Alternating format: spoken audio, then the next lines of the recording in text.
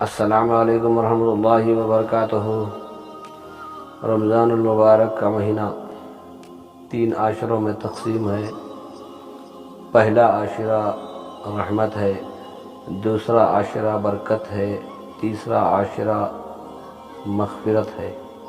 پہلا عاشرہ رحمت ہے، اور اس کی رحمت سے ہمیں رمضان المبارک کا مہینہ ملا، اور پہلے عاشرے میں جتنی اللہ کی رحمتیں ہیں اللہ سے ہم سوال کریں گے، اللہ تیری جتنی بھی رحمتیں ہیں ان ساری رحمتوں کا ہمیں بھی حصہ عطا فرما۔